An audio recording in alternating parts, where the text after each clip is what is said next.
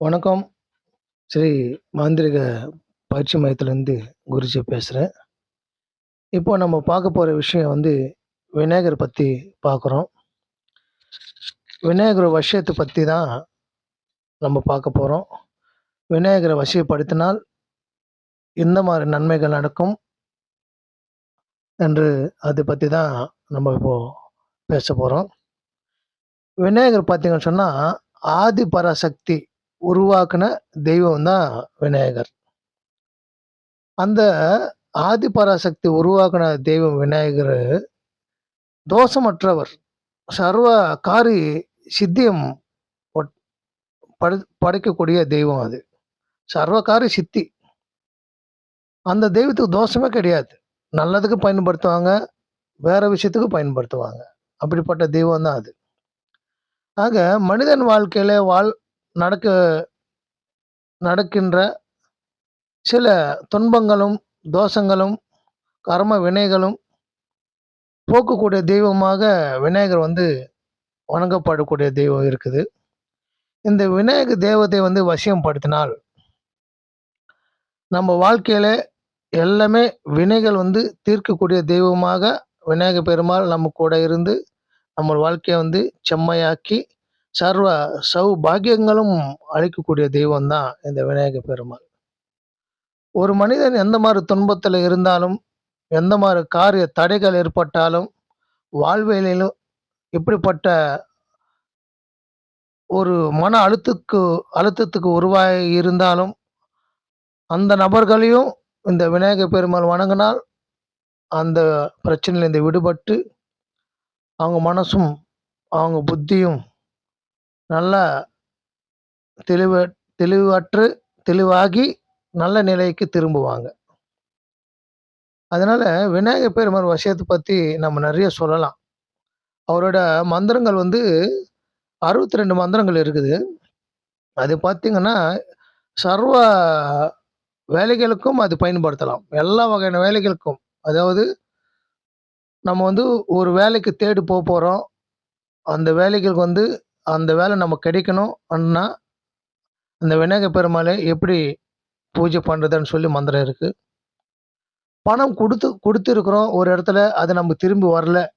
அந்த பணம் திரும்பி வரணும்னா, என்ன பூஜை பண்ணா அந்த பணம் திரும்ப வரும்ன்னு சொல்லிட்டு விநாயகர் மந்திரத்துல இருக்கு.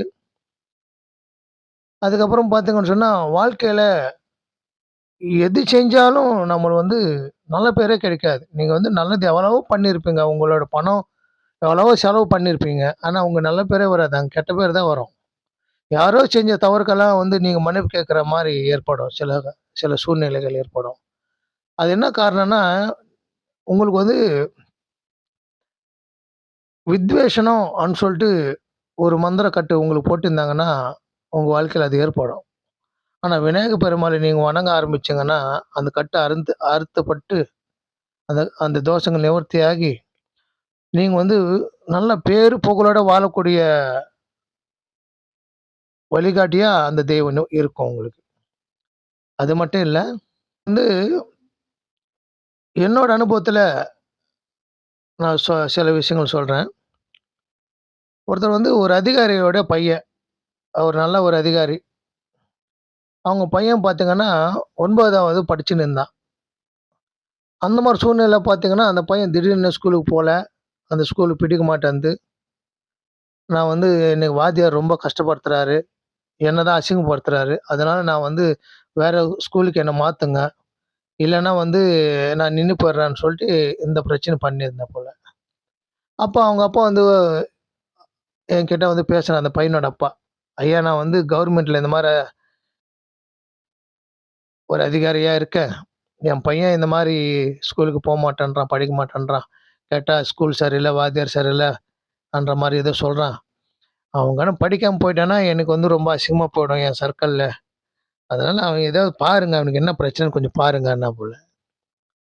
அப்போ அந்த பையன நம்ம வர வச்சு, நம்ம ஒரு பூஜை போட்டு பார்க்கும்போது, அந்த பையனுக்கு சில கர்ம வினைகள் இருக்கு. என்ன காரணம்னா, அவன் ரொம்ப அழகா இருப்பான் பையன். அதனால இது பக்கத்து இடத்த சேர்ந்தவங்க அந்த பையன வந்து அடிக்கடி அவங்க வீட்டுக்கு கூட்டின்னு போயிட்டு சாப்பாடெல்லாம் போட்டு நல்லா பார்த்துப்பாங்களாம். அது அவங்களுக்கு ஃப்ரெண்டு மாரி. அவங்க அந்த அவங்க அந்த பையனோட அப்பா, அம்மாவுக்கு ஃப்ரெண்டு மாரி அவங்க. ஏன்னா குழந்தை நல்லா அழகா இருக்கிறதுனால அந்த பையன வந்து நல்லா பார்த்துப்பாங்களாம். இவனுக்கு என்ன ஆயி போச்சு திடீர்னு சொல்லிட்டு அவங்க அப்பா, அம்மா வந்து அந்த வீட்டுக்கு போவாதப்பா, வேணாப்பான்னு சொல்லும்போது, என்ன காரணம்னு சொல்லும்போது ஏதோ ஒண்ணு பேசியிருக்காங்க. அப்போ அந்த வீட்டுக்காருக்கும், இந்த பையனோட அப்பா, அம்மாவுக்கும் ஏதோ ஒரு சண்டை ஆயிருக்கு போல இருக்கு. அதனால அவங்க வீட்டுக்கு அனுப்பாம இருக்கிறதுனால, அவங்க ஏதோ கோவத்துல இந்த பையனுக்கு ஏதோ ஒரு சில ஏதோ ஒரு தப்பான சில விஷயங்கள் ஏதோ ஒரு நடந்து போயிருக்கு, கோவத்துல. ஆனா தோஷம் ஆயிப்போச்சு அந்த குழந்தைக்கு. அதனால அவன் புத்தி மயங்கி போனதுனால, அவன் படிக்க முடியாத சூழ்நிலைக்கு ஏற்பட்டு போச்சு அவனுக்கு. அப்போ நான் பார்த்துக்கினேன். பார்த்துட்டு இந்த விஷயம்லாம் அங்க அங்க சொல்லக்கூடாது இல்லையா? அதனால நான் என்ன சொன்னேன்னா, "இல்லங்க, இவருக்கு வந்து இந்த தோஷம் வந்து நான் சரிப்படுத்தி குடுத்துடுறேன். அதனால நீங்க கவலைப்பட தேவையில்ல." நம்போ செஞ்சோம். செய்யும்போது அந்த பையன் வந்து திருப்பி அந்த ஸ்கூலுக்கு போக ஆரம்பிச்சான். நல்லா படிச்சான். இப்போ சிஓவா இருக்கிறான். நல்ல படிப்பு. நல்லா ரொம்ப அருமையாயிட்டான். அவங்க அப்பா வந்து என்ன பார்த்துட்டு, எனக்கு நல்ல மரியாதைலாம் செஞ்சு எனக்கு சொன்னாரு, "ஐயா நான் தான் வீட்டுக்கு வந்து 3வது பையன். எங்க அண்ணனுக்கு வந்து கல்யாணம் பண்ணி வச்சேன். என் தங்கச்சி கல்யாணம் பண்ணி வச்சேன். என் சொத்தெல்லாம் வந்து நான் பணம் சம்பாதிச்சாலும் நான் ஊர்ல சொத்து சேர்த்து வச்சேன். அது எல்லாமே வந்து எங்க கூட பொறந்தவங்க எடுத்துக்கிட்டாங்க. என்க்கு ஒண்ணுமில்லாம போயிடுச்சு. நான் ரிட்டயர்டா போகும்போது என்கிட்ட வந்து பணம் வந்து ரிட்டயர்ட் ஆன பணம் தான் இருக்குது. இத வச்சு இடம் வாங்க வேணாம், வீடு கட்ட வேணான்ற சூழ்நிலை ஏற்பட்டுச்சு எனக்கு. ஆனா அப்ப கூட நான் வந்து இரவு மேல பாரத்த போட்டு நானு இருந்தேன். ஆனா நீங்க வழிகாட்டுனதுனால என் பையன் நல்ல நிலைக்கு வந்துட்டான். படிச்சு இப்போ ஒரு கம்பெனில சிஓவா இருக்கிறதுனால அவனுக்கு நல்ல சம்பளம். நல்லாவே இருக்கிறேன் நானு. 10 பேருக்கு உதவி பண்ற அளவுக்கு நான் இருக்கிறேன். அ அப்போ நீங்க ஏதோ 4 வார்த்தை நல்லதா சொல்லுங்க எனக்கு அன்னாரு அவரு. அப்ப நான் சொன்னேன், ஐயா நான் வந்து விநாயகர் பெருமாள தான் நான் வந்து நம்புனேன். நீ நீங்க என்கிட்ட வந்த உடனே நான் விநாயகர வணங்கு தான் உங்களுக்கு அந்த வேலைய செஞ்சேன். விநாயகர் வஷம் பண்ணி காப்பும், எந்திர தகடும் உங்களுக்கு வந்து ரட்சியாகவும் உங்க பையனுக்கு நான் குடுத்தேன். அதெல்லாம் அந்த பையனுக்கு அவ்வளோ மாற்றங்கள் நடந்தது. நீங்க உங்க பணம் உங்ககிட்ட இருந்துச்சுன்னா, ஒரு சின்னதா ஒரு விநாயகர் கோயில் கட்டி, அது பூஜை பண்ணுங்க. இல்ல ஒரு விநாயகர் கோயில் எங்கேயாவது கட்டியிருக்காங்க. அது சரியா கட்ட முடியாம நின்னு போச்சுன்னா, அதுக்கு பணம் குடுத்து உதவி பண்ணுங்க. அன்னு சொல்லி அவருக்கு சொல்லி அனுப்பிச்சேன். அவர் அதே மாரி அவங்க வீட்டு பக்கத்துல இருக்கிற ஒரு கோயிலுக்கு வந்து கட்டுமானத்தோட பணிக்காக ஏதோ பணம்லாம் குடுத்து உதவி பண்ணியிருக்காரு. நல்லா இருக்கேன்னு சந்தோஷமா இருந்தேன். எனக்கு கால் பண்ணி ஃபோன் பண்ணி பேசினாரு. எனக்கு அது ரொம்ப சந்தோஷமா இருந்துச்சு. ஆகையால இத ஏன் நான் சொல்றேன்னு சொன்னா, வாழ்க்கையில வந்து ஒரு ஒரு மனிதனுக்கும் வழிகாட்டிக்கூடிய தெய்வமாக விநாயகர் பெருமாள் இருக்காரு. அதனால நீங்க வந்து போற வழியில விநாயகர் கோயில பார்த்துட்டு வணங்கிட்டு போறது மட்டும் பெருசு கிடையாது. அவர வழிபாட்டு தெரியணும்.